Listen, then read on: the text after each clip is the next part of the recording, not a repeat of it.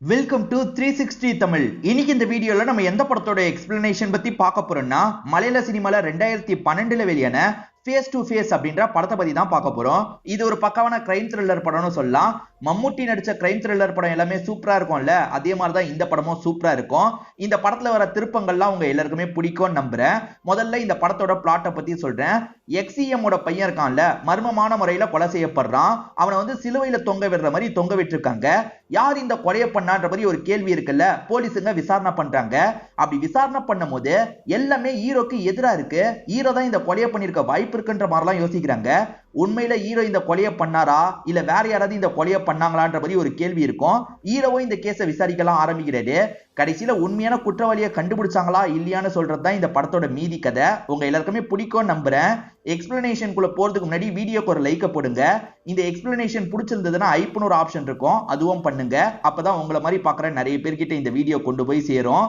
சரி, மேற்கொண்டு பேசி டைம் வேஸ்ட் பண்ணாம நம்ம நேரடியா எக்ஸ்பிளனேஷனுக்குள்ள போயிடலாம். படத்தோட ஸ்டார்டிங் சீனே நைட்டு நேரம் ஒரு பார் ஓனருக்கு போன் கால் வருது. இந்த நேரத்துல யார் கால் பண்றான்ற மாதிரி அட்டன் பண்ணி பேசுறாரு. நம்ம ஹீரோ தான் கால் பண்றாரு. நம்ம ஹீரோ பேரு பாலச்சந்திரன் அப்படின்றது. நம்ம ஹீரோ இருக்காருல, ரெஸ்ட் ரூமுக்கு போயிருப்பாரு. அந்த கேப்ல இவர் பாரை க்ளோஸ் பண்ணிட்டு போயிருக்காரு போல. அதாவது உட்காந்து குடிப்பாங்கல்ல, அந்த மாதிரி ஒரு பாரை இந்த ஓனர் க்ளோஸ் பண்ணிட்டு வந்திருக்காரு.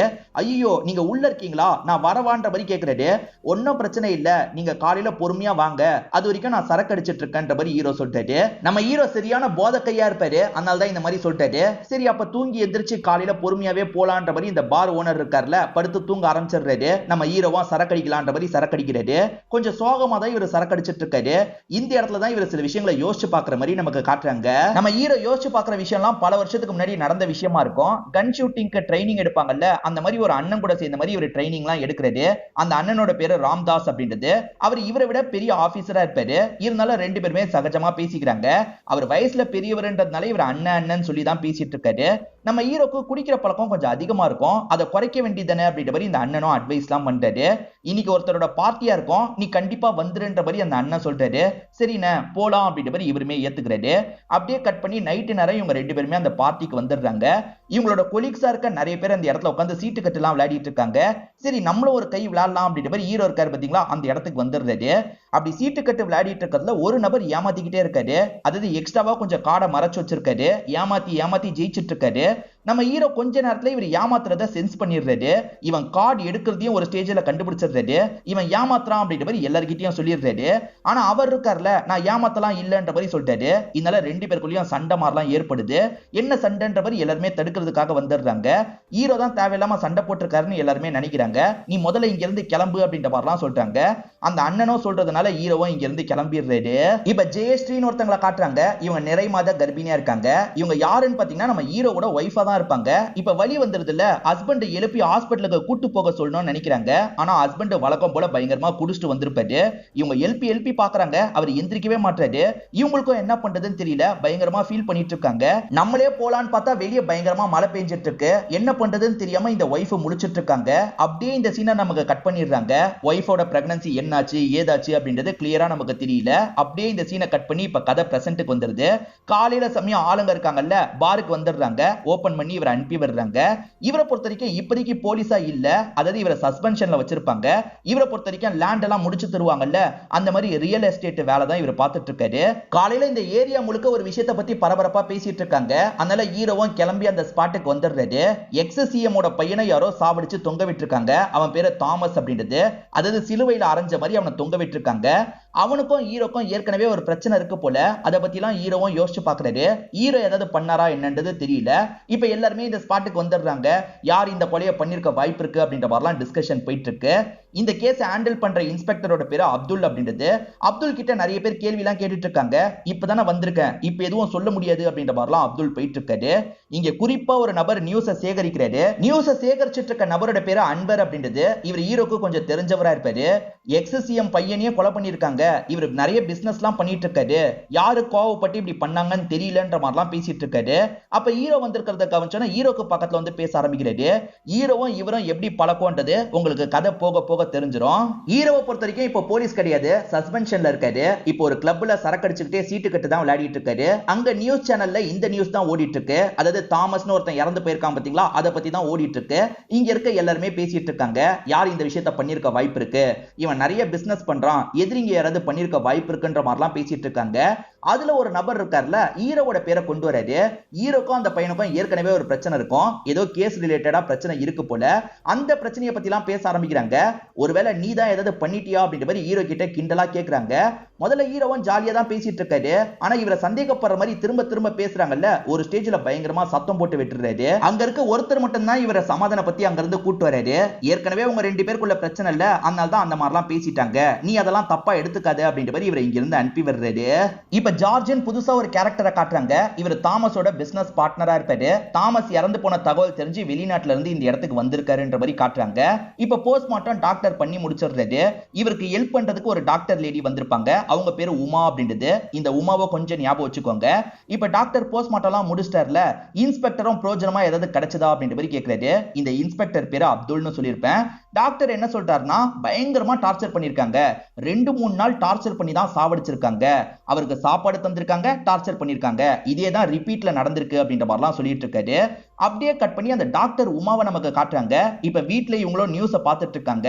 தாமஸ் சம்பந்தமா நியூஸ் வருது பாத்தீங்களா, அதை தான் பார்த்துட்டு இருக்காங்க. அப்படி பார்த்துட்டு இருக்கும் போது இவங்களோட ஹஸ்பண்ட் வந்துடுறாரு. நமக்கு அன்பர்னு ஒருத்தரை காமிச்சாங்கல்ல, டிவி சேனல்ல வேலை பார்க்குற மாதிரி, அவர் தான் ஹஸ்பண்டா இருப்பாரு. ஒய்ஃப் கிட்ட கேஸ பத்தி எல்லாம் கேட்கிறாரு. போஸ்ட்மார்ட்டம் பண்ணது இவங்க தானே, அதை பத்தி தான் கேட்கிறாரு. ஆனா இவங்க அதை பத்தி சொல்லவே மாட்டாங்க. ஹஸ்பண்ட் என்னென்னமோ சொல்லி கேட்டு பாக்குறாரு, அதெல்லாம் சொல்ல முடியாது, உனக்குள்ளேயே வச்சுக்கிட்டா கூட பரவாயில்ல, நீ வெளியே சொல்லிடுவே அப்படின்ற மாதிரிலாம் இவங்க சொல்லிட்டு இருக்காங்க. அந்த சமயம் ஹீரோ இருக்காரு பாத்தீங்களா, இவங்க ரெண்டு பேரையும் பாக்குறதுக்காக வீட்டுக்கு வராரு. ஆக்சுவலா இந்த டாக்டர் உமாவை பொறுத்த வரைக்கும் சொந்தக்கார பொண்ணா இருப்பாங்க. அப்படிதான் அன்வர் இவருக்கு பழக்கமா இருக்கும். அன்வர் எப்படி பழக்கம்ன்றதை அப்புறமா சொல்றேன்னு சொன்ன பாத்தீங்களா, இப்படிதான் பழக்கமா இருக்கும். இப்ப அன்வர் இருக்காருல, நீங்க ரெண்டு பேர் பேசிக்கோங்க, குடிக்கிறதுக்கு ஏதாவது எடுத்துட்டு வரேன் அப்படின்ற மாதிரி இங்க இருந்து எந்திரிச்சு போறாரு. அதுக்கப்புறம் ஹீரோ இருக்காருல, போஸ்ட்மார்ட்டம் ரிப்போர்ட்டை பத்தி சொல்ல முடியுமான்னு கேக்குறாரு.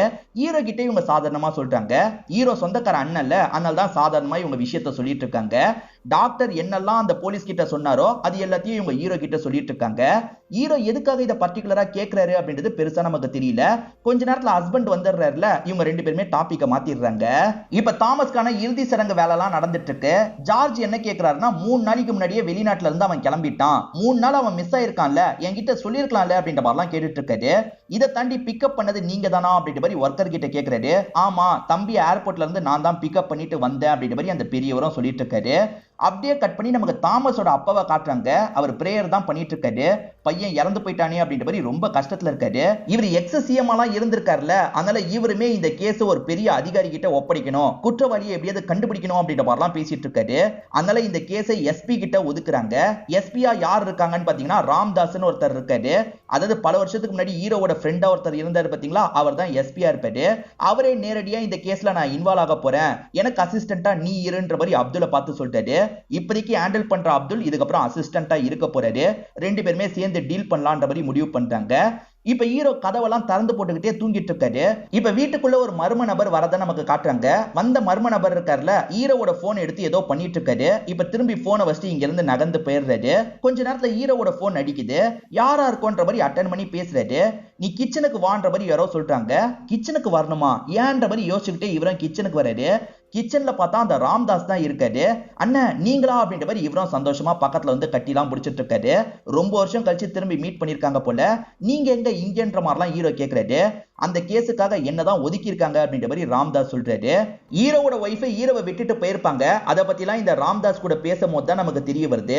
ராம்தாஸ் இருக்காருல, அந்த கேஸை ஹேண்டில் பண்றதுக்காக தான் இந்த இடத்துக்கு வந்திருக்கேன், நீயும் எனக்கு கொஞ்சம் ஹெல்ப் பண்ற மாதிரி இருக்கும்னு சொல்லிட்டாரு. அந்த கேஸ்ல ஹெல்ப் பண்றதுக்கு என்ன இருக்கு, அவன மாதிரி ஆளுங்கெல்லாம் செத்தாலே கரெக்ட் தான் அப்படின்ற மாதிரி சொல்லிட்டாரு. அப்படிலாம் சொல்லாத, விசாரிச்சு கண்டுபிடிக்கிறது நம்ம வேலை இல்ல, நீயும் எனக்கு ஹெல்ப் பண்ணா நல்லா இருக்கும்ன்ற மாதிரி திரும்பி கேட்கிறாரு. சரிண்ணே உங்களுக்கு நான் ஹெல்ப் பண்றேன் அப்படின்ற மாதிரி இவருமே ஏத்துக்கிறாரு. இப்போதைக்கு என்ன பண்ற அப்படின்ற மாதிரி அந்த அண்ணன் கேக்குறாரு. ரியல் எஸ்டேட் வேலை தான் கொஞ்சம் பண்ணிட்டு இருக்கேன்னு சொல்றாரு. இப்ப தாமஸோட அப்பா கிட்ட விசாரிக்கிறதுக்காக வந்திருக்காங்க. அப்ப வாசல்ல இருக்க ஒர்க்கர் கிட்டயும் விசாரிக்க ஆரம்பிக்கிறாங்க. அதாவது நீங்க தானே கூட்டு வந்தீங்க, எந்த மணிக்கு கூட்டு வந்தீங்க அப்படின்ற மாதிரிலாம் கேக்குறாங்க. இந்த பெரியவரும் டைமிங் எல்லாத்தையும் இந்த இடத்துல சொல்லிட்டு இருக்காரு. சரி, இப்ப அப்பா கிட்ட பேசலான்ற மாதிரி அப்பா கிட்ட பேசுறதுக்காக வந்துடுறாங்க. தாமஸை பொறுத்த வரைக்கும் நிறைய பிசினஸ் பண்ணிட்டு இருந்திருப்பான். அதுல எதிரிங்க யாராவது இருக்காங்களா அப்படின்ற மாதிரி கேக்குறாரு. பிசினஸ் எதிரிங்களா இந்த விஷயத்த பண்ணல, வேற யாரோ தான் பண்ணிருக்காங்க அப்படின்ற மாதிரி அப்பா சொல்லிட்டாரு. உங்க பையன் வெளிநாட்டிலயும் பிசினஸ் பண்றான்ல, வெளிநாட்டை சேர்ந்த யாரோ கூட கோவப்பட்டு இப்படி பண்ணிருக்கலாம்ன்ற மாதிரி இந்த போலீஸ் சொல்லிட்டாரு. அதான் அதுக்கு வாய்ப்பு இல்லைன்னு சொல்றான்ல, வேற ஆங்கிள் விசாரணை பண்ணுங்க அப்படின்ற மாதிரிலாம் இவர் அதிகாரமா சொல்லிட்டாரு. சரி, ஓகே அப்படின்ற மாதிரி இந்த ராம்தாஸும் ஏத்துக்கிறாரு. அந்த தாமஸ்க்கு ஜார்ஜ்னு ஒரு ஃப்ரெண்ட் இருக்கார்ல, அவரை இவரோட இடத்துக்கு வர சொல்லிட்டு இவருமே இங்க இருந்து கிளம்பிடுறாரு. இப்ப ஹீரோ கூட உட்காந்து நியூஸ பார்த்துட்டு இருக்காரு. இப்பயும் தாமஸை பத்தி தான் ரெண்டு பேருமே பேசிக்கிறாங்க. அப்ப ஹீரோ தாமஸை பத்தி கொஞ்சம் திட்டுற மாதிரிலாம் பேசிட்டு இருக்காரு. ஹீரோ என்ன தாமஸ் மேல இவ்வளவு வன்மத்துல இருக்கான், ஒருவேளை ஹீரோ ஏதாவது பண்ணிருப்பானா அப்படின்ற மாதிரி லைட்டா அந்த ராம்தாஸும் சந்தேகப்பட்டு இருக்காரு. இவர் சந்தேகமா பார்த்துட்டு இருக்கும் போது கரெக்டா இந்த இடத்துக்கு அந்த ஜார்ஜ் வந்துடுறாரு. வர சொல்லியிருந்தாருல, அதனாலதான் பாக்குறதுக்காக வந்திருக்காரு. அப்படி வந்து ஜார்ஜ் இருக்காருல்ல, இவன் என்ன இங்க உட்காந்துட்டு இருக்கான்ற மாதிரி ஹீரோ ஒரு பார்வை பாக்குறாரு. சார், இவனை மாதிரி ஆளுங்களெல்லாம் எதுக்காக சார் இங்க உட்கார வச்சிருக்கீங்க, முதல்ல போக சொல்லுங்க அப்படின்ற மாதிரி மரியாதை இல்லாம பேசிட்டு இருக்கான். இதை கேட்டு ஹீரோ செம்மையா டென்ஷன் ஆயிடுறாரு. நீ எல்லாம் என்ன பேசுற மாதிரி ஆயிடுச்சுல அப்படின்ற மாதிரி அவனை திட்டுற மாதிரி பேசிட்டு இருக்காரு. இவங்க ரெண்டு பேருக்குள்ள ஏற்கனவே ஒரு பிரச்சனை இருக்கு போல. அந்த பிரச்சனையை மனசுல வச்சு இவங்க ரெண்டு பேருமே இந்த இடத்துல சண்டை போட்டுட்டு இருக்காங்க. ஒரு ஸ்டேஜ்ல அடிச்சுக்கிற மாதிரிலாம் போயிட்டு இருக்காங்க. அப்ப ராம்தாஸ் இருக்கார்ல, ஹீரோவை கண்ட்ரோல் பண்றாரு. நான் சொன்னா கேப்பல, நீ வெளியே போய் வெயிட் பண்ணு அப்படின்ற மாதிரி ஹீரோவை இங்க இருந்து அனுப்பி வச்சிடுறாரு. அதுக்கப்புறம் இந்த ஜார்ஜ் கிட்ட பேசுறாரு. உங்க ஃப்ரெண்டு காணாம போன சமயம் நீங்க எங்க இருந்தீங்கன்ற மாதிரி கேக்குறாரு. சரி, அவன் காணாம போன சமயம் நான் வெளிநாட்டுல தான் இருந்தேன்னு சொல்லிட்டாரு. வெளிநாட்டுல இருந்ததுக்கான ப்ரூஃப் எல்லாம் காமிச்சிட்டு இருக்காரு. அதே மாதிரி அவனுமே எனக்கு கால் பண்ணி பேசினா சார், நீங்களே பாருங்கன்ற மாதிரி அந்த கால் லாக் எல்லாம் காமிச்சிட்டு இருக்காரு. சரின்ற மாதிரி இவங்க எல்லாத்தையும் நோட் பண்ணிக்கிறாங்க. தேவைப்பட்டா திரும்பி கூப்பிடுறேன், இப்ப கிளம்புங்க அப்படின்ற மாதிரி அனுப்பி விடுறாரு. என்னன்னா ராம்தாஸுக்கு இந்த ஃப்ரெண்டு மேலயும் டவுட் இருக்கு. பிசினஸ் எல்லாத்தையும் அவன் ஆட்டிய போடணுன்றதுக்காக கூட கொலை பண்ணிருக்கலாம், இவன் மேலயும் ஒரு கண்ணை வச்சுக்கணும் அப்படின்ற மாதிரிலாம் கூட இருக்க அப்துல் கிட்ட சொல்லிட்டு இருக்காரு. அந்த தாமஸ் வீட்டுல ஒரு வயசான ஒர்க்கர் இருந்ததா சொன்ன பாத்தீங்களா, அந்த ஒர்க்கர் ஸ்டேஷன்ல இருந்து கொஞ்சம் காயப்பட்ட மாதிரி வீடு வந்து சேர்றாரு. என்னங்க காயம் பட்டிருக்கீங்க அப்படின்ற மாதிரி வீட்டுல இருக்க எல்லாருமே கேக்குறாங்க. கொஞ்சம் அடிச்சு விசாரிச்சாங்கன்ற மாதிரி சொல்லிட்டாரு. இது அடிச்சு விசாரிச்சாங்களா அப்படின்ற மாதிரி ஃபேமிலியை சேர்ந்த எல்லாருமே பயங்கரமா ஃபீல் பண்றாங்க. இவர் காயத்தோட வந்திருக்காருன்னு தெரிஞ்சோன்னா பக்கத்து வீட்டை சேர்ந்த எல்லாருமே இந்த இடத்துக்கு வந்துடுறாங்க. என்னாச்சு, நீங்க ஓகே தானே அப்படின்ற மாதிரிலாம் கேக்குறாங்க. ஒன்னும் பிரச்சனை இல்ல, விசாரணைன்ற பேர்ல கொஞ்சம் அடிச்சிட்டாங்க, அவ்வளவுதான், நான் பாத்துக்கிறேன், நீங்க போங்கன்ற மாதிரி அனுப்பி விடுறாரு. இப்ப அப்துல் இருக்காருல, ராம்தாஸ் சார் உங்களை கூப்பிட்டாரு அப்படின்ற மாதிரி ஹீரோவை கூட்டிட்டு வந்துட்டு இருக்காரு. எதுக்கு கூப்பிட்டுருப்பாரா இருக்கும்னு ஹீரோ யோசிச்சுக்கிட்டே வராரு. அங்க பார்த்தா கேமரா செட்டப் எல்லாம் பண்ணி வச்சிருக்காங்க. அதாவது இவர்கிட்ட வாக்குமூலம் வாங்குறதுக்காக தான் வர வச்சிருக்காங்கன்னு ஹீரோக்கு தெரியுது. என்கிட்ட என்ன வாக்குமூலம் வாங்க போறீங்கன்னு ஹீரோ கேக்குறாரு. உனக்கும் அந்த தாமஸ்க்கும் ஏற்கனவே பிரச்சனை இருக்கிறத பத்தி இப்பதான் எனக்கு தெரிய வந்தது, நீ ஒருவேளை இதை பண்ணிருப்பியோன்னு எனக்கு சந்தேகமா இருக்கு, அந்த சமயம் நீ எங்க இருந்தன்னு கேக்குறாரு. இவருமே அந்த சமயம் எங்க இருந்தாருன்றத சொல்றாரு. இருந்தாலும் இந்த எஸ்பி நம்பாம நிறைய கேள்வி கேட்டுட்டு இருக்காரு. ஆமா சார், அவனுக்கும் எனக்கும் ஒரு பிரச்சனை இருந்தது, அவனை கொல்லணும்னு கூட எனக்கு தோணுச்சு, ஆனா நாளா இந்த கொலையை பண்ணல, முதல்ல அவனுக்கும் எனக்கும் இருக்கிற பிரச்சனையை சொல்றேன்ற மாதிரி சொல்ல ஆரம்பிக்கிறாரு. ஹீரோ கூட சங்கர்னு ஒருத்தர் வேலை பார்த்திருப்பாரு. அவர் ரொம்ப சீரியஸா இருக்காருன்னு தெரிஞ்சு ஹாஸ்பிட்டல்ல பாக்குறதுக்காக வராரு. இப்ப சங்கரோட ஒய்ஃப் கிட்ட என்னாச்சுன்னு கேக்குறாரு. ஒய்ஃப் அழுதுகிட்டே நடந்த விஷயத்த சொல்ல ஆரம்பிக்கிறாங்க. ஆக்சுவலா சங்கருக்கும் இந்த ஒய்ஃபுக்கும் ஒரு பொண்ணு இருப்பாங்க. அந்த பொண்ணு ஒரு 12th படிக்கிறவங்களா இருப்பாங்க. பொண்ணு திடீர்னு ரொம்ப லேட் ஆயும் வீட்டுக்கு வராம இருக்காங்க. பதட்டப்பட்ட அப்பா இருக்காருல, ஏதாவது லவ் மேட்டரா இருக்கும் போல அப்படின்ற மாதிரி பொண்ணோட திங்ஸ் எல்லாம் செக் பண்றாரு. அப்படி செக் பண்ணும்போது சில சிடி எல்லாம் இவருக்கு கிடைக்குது. சிடியை பாக்குறவரு ஷாக் ஆயிடுறாரு. கொஞ்சம் ஆபாச படம் போட்ட மாதிரி தான் அந்த சிடி இருக்கு. சிடியை செக் பண்ணி பார்த்தா பொண்ணோட அந்த மாதிரியான வீடியோ எல்லாம் இருக்கு. இதை பாக்குற பேரண்ட்ஸ் பயங்கரமா ஃபீல் பண்றாங்க. சங்கரால இந்த விஷயத்தை ஏத்துக்கவே முடியல. ஒய்ஃப் கொஞ்சம் தள்ளி போகும்போது சங்கர் இருக்காருல, அவர் கையை கட் பண்ணிருப்பாரு. அதனால தான் ஹாஸ்பிட்டல்ல இப்போதைக்கு சீரியஸா இருக்காரு. பொண்ணை யார் இப்படி பண்ணாங்கன்னு தெரியல, என் ஹஸ்பண்ட் அவசரப்பட்டு இப்படி பண்ணிட்டாரு அப்படின்ற மாதிரி ஒய்ஃப் புலம்பிட்டு இருக்காங்க. இந்த விஷயத்தை யாரு பண்ணிருப்பாங்கன்னு நம்ம கண்டுபிடிக்கணும்ன்ற மாதிரி ஹீரோவும் யோசிக்கிறாரு. விசாரிக்கும் போது இதுக்கு பின்னாடி தாமஸும் ஜார்ஜும் இருக்கிறது இவருக்கு தெரிய வருது. அது என்னன்னா, காலேஜ் படிக்கிற பொண்ணுங்க 12th படிக்கிற பொண்ணுங்களெல்லாம் லவ் பண்ற மாதிரி ஏமாத்துவாங்க. அப்படியும் ஏமாறலாம்னு வச்சுக்கோங்களேன், மயக்கமாக்கி இவங்களோட இடத்துக்கு தூக்கிட்டு வந்துருவாங்க. தூக்கிட்டு வந்து எல்லை மீறி நடந்துருவாங்க. அப்படி நடக்கிறதெல்லாம் வீடியோ எடுத்துருவாங்க. அந்த வீடியோ வச்சு தொடர்ச்சியா அந்த பொண்ணுங்களை மிரட்டி மிரட்டி வர வைப்பாங்க. இதை தான் அவனுங்க ரெண்டு பேர் பண்ணிட்டு இருந்திருக்காங்க அப்படின்றது ஹீரோக்கு தெரிய வருது. பிரசன்ட்ல தாமஸ்னு ஒருத்தன் இறந்து போனா பாத்தீங்களா, அவன் தான் இந்த வேலையெல்லாம் பண்ணிட்டு பண்ணிட்டு இருக்கான். இப்ப அவனுமே ஒரு பொண்ணு கிட்ட எல்லை மீறி நடக்கிறதுக்கு ட்ரை பண்றான். அந்த பொண்ணு விட்டுருங்க விட்டுருங்கன்ற மாதிரி கேட்டுட்டு இருக்காங்க. ஒரு ஸ்டேஜ்ல அந்த பொண்ணுக்கு மயக்கம் வந்துருது. இப்ப மயக்கத்துல இருக்க அந்த பொண்ணு கிட்ட எல்லை மீறி நடக்க ஆரம்பிக்கிறான். இந்த எல்லா விஷயத்தையும் ஜார்ஜுமே கேப்சர் பண்ணலாம்னு நினைக்கிறாரு. அப்பன்னு பார்த்து நம்ம ஹீரோ வந்துடுறாரு. இவன் தான் இதுக்கு பின்னாடி இருக்கான்றதை ஹீரோ கண்டுபிடிச்சிட்டாருல, அதனாலதான் இந்த பொண்ணுங்களை காப்பாத்துறதுக்காக இந்த இடத்துக்கு வந்திருக்காரு. இவனை போட்டு செம்மையா அடிச்சிட்டு இருக்காரு. நான் யாருன்னு தெரியாம மேல கைய வச்சிட்டல அப்படின்ற மாதிரி அவனுமே தனவட்டா பேசியிருப்பான். ஹீரோ அவங்கள லாக் பண்ணலாம் நினைச்சார்ல, ஆனா ஒரே நாள்ல அவங்க வெளியே வந்துருவாங்க. ஏன்னா அப்பதான் பெரிய ஆள் இல்ல, அதை எதிர்த்து இவரால எதுவுமே பண்ண முடியல. இதுதான் நடந்தது அப்படின்ற மாதிரி சொல்லிட்டாரு. இவர் இந்த மாதிரி பண்ணது அவங்க ரெண்டு பேரை டென்ஷன் ஆக்கி இருக்கும். அதனால ஹீரோ பைக்ல வந்துட்டு இருக்கும் போது அவனுங்க என்ன பண்ணுவாங்கன்னா, வேணும்ட்டே வண்டியை வச்சு இவரை அடிச்சு தூக்கிடுவாங்க. அடிச்சு தூக்குனதுக்கு அப்புறமா இவருக்கு உயிர் இருக்கு. பக்கத்துல வந்து கதையை முடிக்கலாம்னு நினைக்கிறாங்க. அதுக்குள்ள மத்த கார் வர மாதிரி சவுண்ட் கேக்குது. வேகமா இவனுங்க ரெண்டு பேரும் இங்க இருந்து கிளம்பி போயிடுறாங்க. ஹீரோ துடிச்சிட்டு இருக்கும் போது கரெக்டா ஒரு கார் வருது. கார்ல யார் வராங்கன்னா அன்வரும் உமாவும் வராங்க. சொந்தக்கார பொண்ணா டாக்டர் உமான்னு ஒருத்தங்க இருக்காங்கல்ல, அவங்க தான் இந்த இடத்துக்கு வந்திருப்பாங்க. ஹீரோவை காப்பாத்தலாம் செஞ்சிருப்பாங்க. இதுதான் நடந்தது அப்படின்ற மாதிரி ஹீரோ சொல்லிட்டாரு. அவனுங்க பண்ண விஷயத்துக்கு அவனுங்க மேல நான் கோபமா இருந்தது உண்மைதான், ஆனா நான் கொலைலாம் பண்ணல, நான் சொல்றதுதான் உண்மை, அப்படி நம்பிக்கை இல்லைன்னா என்ன அரெஸ்ட் பண்ணிக்கோங்க, விசாரணை பண்ணுங்கன்ற மாதிரிலாம் சொல்லிட்டாரு. ஆனா ஹீரோ சொல்றது உண்மைன்றதை இவருமே புரிஞ்சுக்கிறாரு. உன்கிட்ட இந்த மாதிரி நடந்துகிட்டதுக்கு என்ன மன்னிச்சிருன்ற மாதிரி கேட்கிறாரு. இப்ப ஹீரோ குற்றவாளியை கண்டுபிடிக்கணும் அப்படின்ற மாதிரி யோசிக்க ஆரம்பிக்கிறாரு. அதனால தனியா அப்துல்ல கூப்பிட்டு பேசுறாரு. நீங்க விசாரணை பண்ண எல்லா ஃபுட்டேஜும் எனக்கு வேணும்ன்ற மாதிரி கேட்கிறாரு. அப்துல் இருக்கார்ல, விசாரணை பண்ணும் போது எடுத்த ஃபுட்டேஜ் எல்லாத்தையும் எடுத்துட்டு வந்து தந்துடுறாரு. அந்த ஃபுட்டேஜ்ல எல்லாரும் சொல்ற வாக்குமூலத்தையும் இவர் கேட்டுட்டு இருக்காரு. அது மூலியமா குற்றவாளியை நெருங்கிறதுக்கு ட்ரை பண்ணிட்டு இருக்காரு. இந்த மாதிரிலாம் இவங்க பேசிட்டு இருக்கும் போது இந்த அப்துலுக்கு வந்து எஸ்பி கிட்ட இருந்து கால் வருது. அச்சோ, நான் உங்களுக்கு ஹெல்ப் பண்றது சீனியருக்கு தெரிஞ்சிருச்சு போல அப்படின்ற மாதிரிலாம் அப்துல் சொல்லிட்டாரு. எடுத்து பேசினா ஹீரோ தான் பேசுறாரு. இது எப்படி பாசிபிள் அப்படின்ற மாதிரிலாம் அப்துல் கேட்கிறாரு. இதுக்கு பேரு ஸ்பூஃபிங்னு சொல்லுவாங்க. நான் இந்த ஆப் மூலியமா தான் உங்களுக்கு கால் பண்ணேன். உங்களுக்கு கால் பண்ணது நான் தான், ஆனா ராம்தாஸ் சார் கால் பண்ணாரு அப்படின்ற மாதிரி தான் காட்டும். இந்த டெக்னாலஜியை கூட அந்த ஜார்ஜ் யூஸ் பண்ணிருக்கலாம்னு சொல்லிட்டாரு. ஏன்னா ஜார்ஜ் என்ன சொல்லிருப்பானா, தாமஸ் கடைசியே இந்த டைம் பேசினா, அந்த டைம் நான் வெளிநாட்டுல தான் இருந்தேன்னு சொல்லியிருப்பாரு. அவன் இந்த மாதிரி ஃபேக்கா கிரியேட் பண்ணி அவனே கூட கொலை பண்ணிருக்க வாய்ப்பு இருக்கு. அந்த ஆங்கிள்லயும் யோசிக்கணும் அப்படின்ற மாதிரி சொல்லிட்டாரு. நீங்க கிளம்புங்க அப்படின்ற மாதிரி சொல்லிட்டாரு. அப்துல்லா இவர்கிட்ட சொல்லிட்டு இங்க இருந்து கிளம்பிடுறாரு. மேற்கொண்டு ஹீரோ இருக்கார்ல, அந்த ரிப்போர்ட் எல்லாத்தையும் செக் பண்ணலான்ற மாதிரி செக் பண்ணிட்டாரு. அந்த ரிப்போர்ட்ல ஒரு விஷயம் இவருக்கு ஆடாப்படுது. இத பத்தி அந்த டாக்டர் உமா கிட்ட டிஸ்கஸ் பண்ணிட்டாரு. உமா கிட்ட பேசுறது மூலியமா ஒரு விஷயம் இவருக்கு தெரிஞ்சிருது போல. இப்ப தெரிஞ்சுக்கிட்ட விஷயத்தை பத்தி அப்துல் கிட்ட இவர் சொல்ல ஆரம்பிக்கிறாரு. அவனை அடிச்சே சாவடிக்கல, நடுவுல யாரோ கன்னாலையும் ஷூட் பண்ணிருக்காங்க, அது நாட்டு துப்பாக்கி அப்படின்ற மாதிரி சொல்லிட்டாரு. என்ன சார் சொல்றீங்க, புல்லட்லாம் கண்ணுக்கு தெரியவே இல்லைன்ற மாதிரி அப்துல் சொல்லிட்டாரு. அது ரொம்ப சின்ன புல்லட், உடம்புக்குள்ள இறங்கி இருக்கு. நான் உமா கிட்ட டிஸ்கஸ் பண்ணி தான் இந்த விஷயத்த சொல்றேன். திரும்பி போஸ்ட்மார்ட்டம் பண்ணணும், நீங்க பேசி பாருங்க அப்படின்ற மாதிரிலாம் சொல்லிட்டாரு. சரி சார், நான் சீனியர் கிட்ட பேசுறேன்ற மாதிரி அப்துல் ஏத்துக்கிறாரு. அது விஷயமா இவங்க டாக்டர் கிட்ட எல்லாம் பேசிட்டு இருக்காங்க போல. டாக்டரோட பையன் நல்லா படுத்து தூங்கிட்டு இருக்கான். இத பாக்குற டாக்டர் டென்ஷன் ஆயிடுறாரு.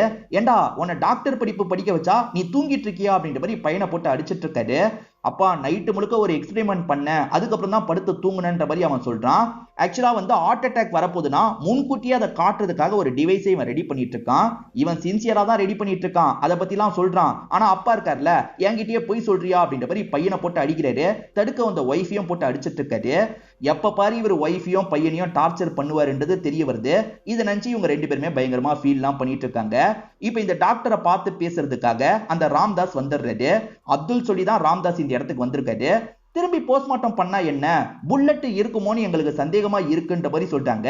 என்ன சார் பேசிட்டு இருக்கீங்க, உடம்புல புல்லட்லாம் கிடையவே கிடையாது சார், இன்னொரு போஸ்ட்மார்ட்டம் பண்றதுக்கான அவசியமே கிடையாது, நீங்க இதை விட்டு தள்ளுங்க அப்படின்ற மாதிரிலாம் இந்த டாக்டர் பேசுறாரு.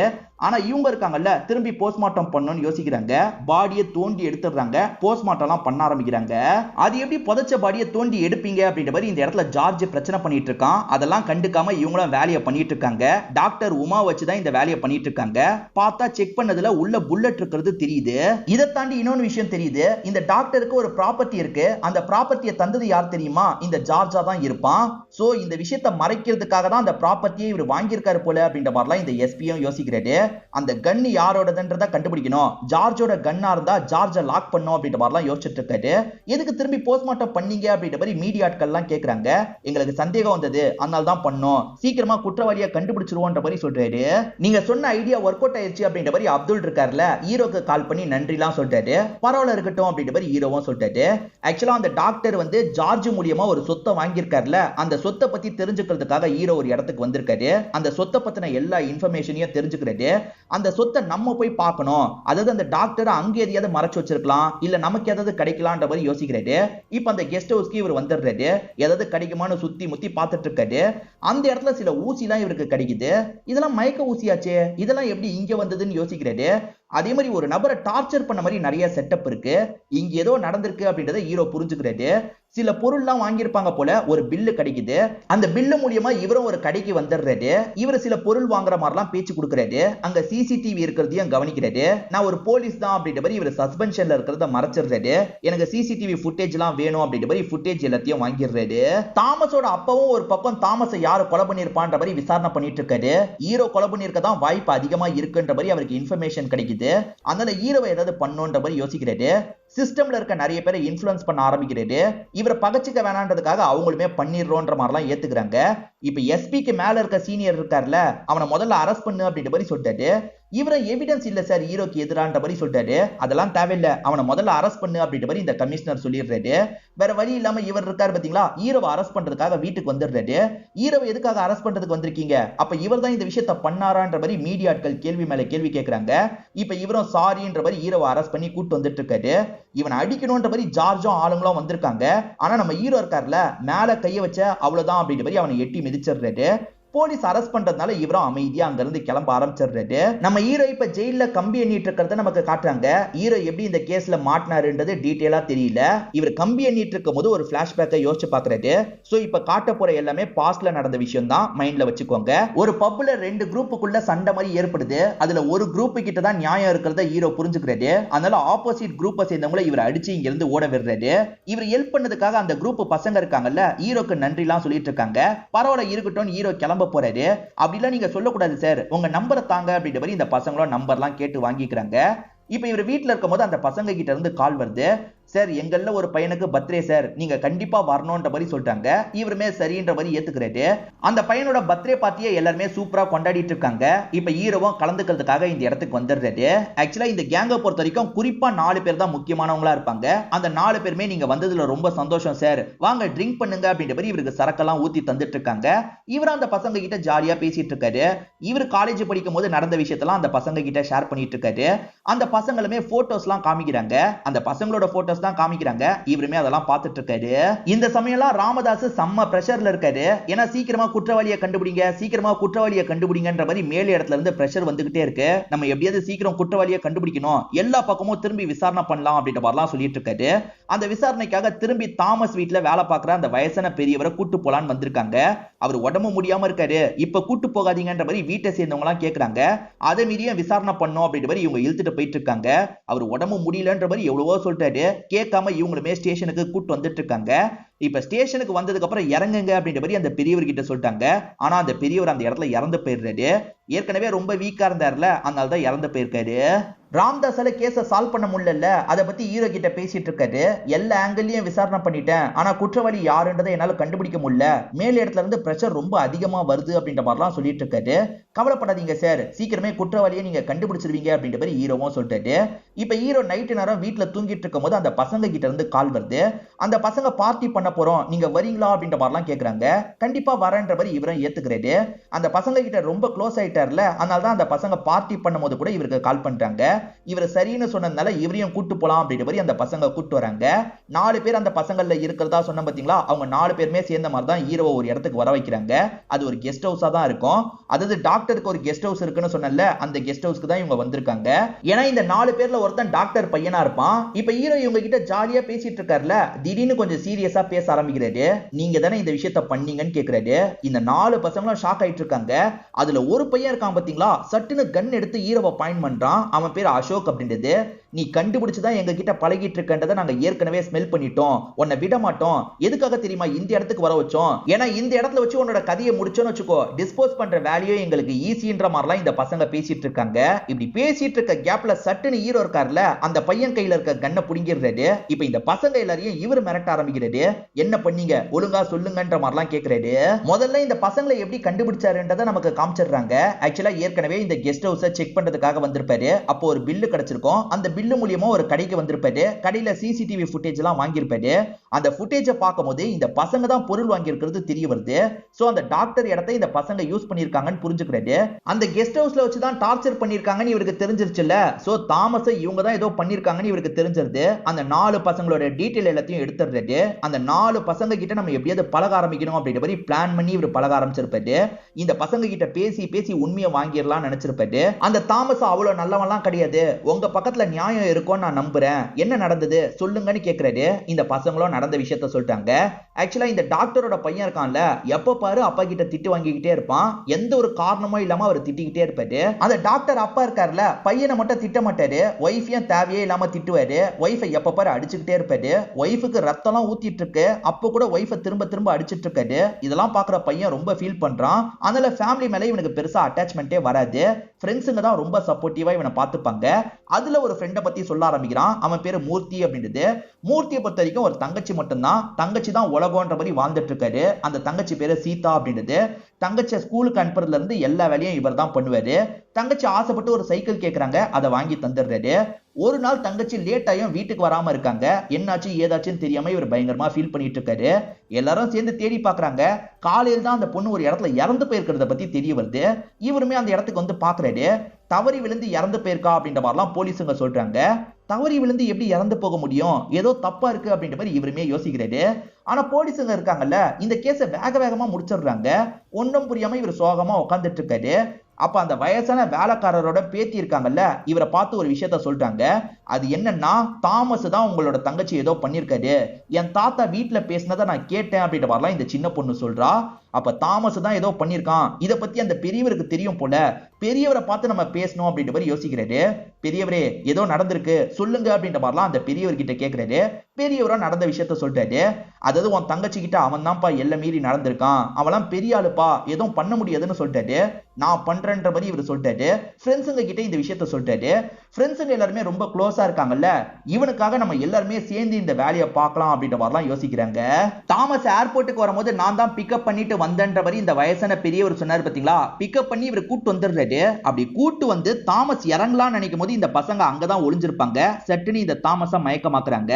இந்த பெரியவர் தான் இந்த 4 பசங்க கிட்ட தாமஸ் அனுப்பி வச்சிருப்பாரு, ஏமாத்தி அனுப்பி வச்சிருப்பாரு. அதுக்கப்புறம் இவங்க என்ன பண்றாங்கன்னா, அந்த கெஸ்ட் ஹவுஸ்க்கு கூட்டு வந்து லாக் பண்ணிடுறாங்க. அவன் கண் முடிச்சு இவங்களை பார்த்துட்டு விட்டுன்ற மாதிரி கேட்டுட்டு இருக்கான். விட முடியாது அப்படின்ற மாதிரி இவங்க பயங்கரமா டார்ச்சர் பண்றாங்க. இவன் உயிரோட இருக்க மாதிரி நம்ப வைக்கணும்ன்ற மாதிரி ஜார்ஜுக்கு கால் பண்ணி பேசினது இவங்களா தான் இருப்பாங்க. டெக்னாலஜியை யூஸ் பண்ணி அந்த மாதிரி பேசியிருப்பாங்க. அதுக்கப்புறம் இவனுக்கு சாப்பாடு தராங்க, இவனை டார்ச்சர் பண்ணிக்கிட்டே இருக்காங்க. டார்ச்சர் பண்ணி சாவடிச்சிருப்பாங்க. அதுல அசோக்ன்ற பையன் மட்டும் கன்னை வச்சு ஷூட் பண்ணிருப்பான். இந்த தாமஸ் எப்படி இந்த விஷயத்த பண்ணான்றதை நமக்கு காட்டுறாங்க. இந்த தாமஸ் கார்ல வந்துட்டு இருக்கும் போது தெரியாதனமா சைக்கிள்ல வந்துட்டு இருக்க சீதாவை இடிச்சிருப்பான். அவங்க கீழே விழுந்துடுறாங்கல்ல, என்னாச்சு ஏதாச்சுன்ற மாதிரி பாக்குறான். அப்படி பார்க்கும்போது தப்பான கண்ணோட்டத்தோட பார்க்க ஆரம்பிக்கிறான். அந்த பொண்ணை ஒரு இடத்துக்கு கூட்டு போய் எல்லாம் மீறி இவன் நடந்திருப்பான். அதுக்கப்புறம் தான் இவங்களோட பாடி அந்த இடத்துல போட்டிருப்பான். ஒரு ஸ்டேஜ்ல ஹீரோ கன்னை கீழே வச்சுட்டு தான் இந்த கதையெல்லாம் கேட்டுட்டு இருந்திருப்பாரு. அந்த கேப்ல அந்த அசோக்ன்ற பையன் இருக்கான் பாத்தீங்களா, கன்னை சட்டுன்னு எடுத்துறான். திரும்பி ஹீரோவை மிரட்ட ஆரம்பிக்கிறான். ஹீரோவோட கதையை முடிச்சுட்டு டிஸ்போஸ் பண்ணிடலான்ற மாதிரிலாம் யோசிக்க ஆரம்பிக்கிறான். அப்ப ஹீரோ இருக்கார்ல, நான் தான் உன்னோட அப்பா, என்ன ஷூட் பண்ணுவியான்ற மாதிரி கேட்கிறாரு. இது நீ என்னோட அப்பாவா, பொய் சொல்லாது அப்படின்ற மாதிரி அந்த பையன் சொல்றான். நான் தான் உன்னோட அப்பா, நம்பிக்கை இல்லைன்னா உன்னோட அம்மா கிட்ட கேட்டுப்பாரு அப்படின்ற மாதிரி சொல்லிட்டாரு. அம்மா இவர் தான் அப்பான்றதை மறைச்சுதான் வளர்த்திருக்காங்க போல. இந்த இடத்துல தான் பிளாஷ்பேக்ல நடந்த விஷயத்தை நமக்கு காட்டுறாங்க. எப்ப பாரு இவர் குடிச்சுக்கிட்டே இருப்பாரு. ஒரு நாள் இவர் குடிச்சிட்டு வாசல்ல வெயிட் பண்ணிட்டு இருக்காரு. ஒய்ஃப் இருக்காங்கல்ல, குழந்தைய தூக்கிட்டு வீட்டுக்கு வந்துட்டு இருக்காங்க. இந்த நேரத்துல எங்கடி சுத்திட்டு வர, எவன் கூட சுத்திட்டு வர அப்படின்ற மாதிரி தப்பு தப்பா பேசிட்டு இருக்காரு. ஆக்சுவலா பையனுக்கு உடம்பு முடியாம இருந்திருக்கும். இவர் வீட்டுல இல்லல்ல, அதனால இவங்க தான் நைட்டு நேரம் தூக்கிட்டு போயிட்டு வந்திருப்பாங்க. இந்த பையன் பிறந்ததுல இருந்தே ஹஸ்பண்ட் எப்ப பாரு குடிச்சுக்கிட்டே தான் இருக்காரு. கல்யாணம் பண்ணதுல இருந்தே அப்படிதான் இருக்காரு. இதனால இவங்களுமே இவரை விட்டு போனா என்னன்ற மாதிரிலாம் யோசிக்க ஆரம்பிக்கிறாங்க. ஒரு நாள் இவர் வீட்டுக்குள்ள நுழையும் போது வீட்டுல ஒரு லெட்டர் மட்டும் தான் இருக்கு. லெட்டரை எடுத்து படிக்க ஆரம்பிக்கிறாரு. இதுக்கப்புறமா உங்க கூட சேர்ந்து என்னால வாழ முடியாது, நான் பையனை கூட்டிட்டு வேற எங்கேயாவது போறேன்ற மாதிரி எழுதி வச்சிருக்காங்க. என்ன ஒய்ஃப் விட்டுட்டு போயிட்டா அப்படின்ற மாதிரி இவரும் ஃபீல் பண்ணிருப்பாரு. இவர் நடுவுல சரக்கு அடிச்சு ஃபீல் பண்ற மாதிரி காமிப்பாங்கல்ல, இதை நினைச்சுதான் ஃபீல் பண்ணாரு அப்படின்றது இப்பதான் நமக்கு புரிய வருது. ஆக்சுவலா எப்படி பையன்றத கண்டுபிடிச்சாருன்றத நமக்கு காட்டுறாங்க. ஃப்ரெண்ட்ஸுங்கெல்லாம் போட்டோவை காமிச்சாங்கல்ல, அதுல இந்த அசோக் இவரோட ஒய்ஃபு கூட இருக்க மாதிரி ஒரு போட்டோவை பார்த்திருப்பாரு. அது மூலியமா தான் அசோக் தான் நம்ம பையன்றதை இவர் தெரிஞ்சிருப்பாரு. எப்படியும் போலீஸ் இந்த கேஸை விட மாட்டாங்க, உங்களை தேடி கண்டுபிடிச்சிருவாங்க, அதனால உங்களுக்கு பதிலா நானே பழியை ஏத்துக்கிறேன், இது வரைக்கும் ஒய்ஃபுக்காகவும் உனக்காகவும் எதுவும் பண்ணல, இதை பண்றன்ற மாதிரி இவர் சொல்லியிருப்பாரு. அதுக்கப்புறம் சீனியர் கிட்ட நடந்த எல்லா விஷயத்தையும் சொல்லிட்டாரு. அதாவது ராம்தாஸ் கிட்ட நடந்த எல்லா விஷயத்தையும் சொல்லிட்டாரு. என் பையனுக்கும் ஃப்ரெண்ட்ஸுக்கும் என்னைக்கும் பிரச்சனை வரக்கூடாது, நான் தான் இந்த விஷயத்த பண்ணன்ற மாதிரி அந்த எக்ஸசிஎம் நம்ப வைக்கணும், என்ன நீங்க அரெஸ்ட் பண்ணணும் அப்படின்ற மாதிரிலாம் சொல்லிட்டாரு. அதுக்கேத்த மாதிரி ஸ்டெப் எல்லாம் எடுத்துதான் ஹீரோவை அரெஸ்ட் பண்ற மாதிரி ஒரு டிராமா பண்ணிருப்பாங்க. அப்படிதான் ஹீரோ இப்ப ஜெயில இருக்காருன்னு தெரிய வருது. இப்ப ஜெயில இருக்க ஹீரோவை பாக்குறதுக்காக யாரோ வந்திருக்காங்க. யாருன்னு பார்த்தா இவரோட ஒய்ஃப் தான் வந்திருக்காங்க. கொடுமை என்னன்னு பாத்தீங்கன்னா, இவங்க 2 பேர் பிரிஞ்சு 20 வருஷம் இருக்கும். ஆனா திரும்பி மீட் பண்ணிக்கும் போதும் 2 பேரும் அதே மாதிரி தான் இருக்காங்க. பேருக்காவது 4 வெள்ள முடிய வச்சிருக்கலாம், அதை கூட பண்ணல. இவங்க இருக்காங்கல்ல, பையனுக்கு ஹெல்ப் பண்ணதுக்கு நன்றி சொல்றாங்க. இப்ப ஹஸ்பண்ட் கிட்ட நிறைய மாற்றத்தை பாக்குறாங்க. உங்களுக்காக நான் காத்துட்டு இருக்கேன், தண்டனையெல்லாம் முடிச்சுட்டு வெளியே வாங்கன்ற மாதிரிலாம் சொல்றாங்க. இவருமே இந்த இடத்துல லைட்டா எமோஷனல் ஆகுறாரு. திரும்பி ஒய்ஃப் கூட சேரணும், ஒழுங்கா ஒரு வாழ்க்கையை வாழணும்ன்ற மாதிரிலாம் யோசிக்கிறாரு. இப்ப திரும்பி டைம் முடிஞ்சு இவர் ஜெயிலுக்குள்ள போறாரு. இதோடைய படத்தோட கதையை முடிச்சிடுறாங்க. இந்த படத்துல வந்த ட்விஸ்ட் அண்ட் டர்ன்ஸ்லாம் உங்களுக்கு பிடிச்சிருக்கும் நம்புறேன். இந்த வீடியோ உங்களுக்கு பிடிச்சிருந்ததுன்னா லைக் பண்ணுங்க, கமெண்ட் பண்ணுங்க, மறக்காம 360 தமிழ் சேனலை சப்ஸ்கிரைப் பண்ணுங்க. தொடர்ச்சியா இந்த மாதிரி வீடியோக்கள் வந்துகிட்டே தான் இருக்கும்.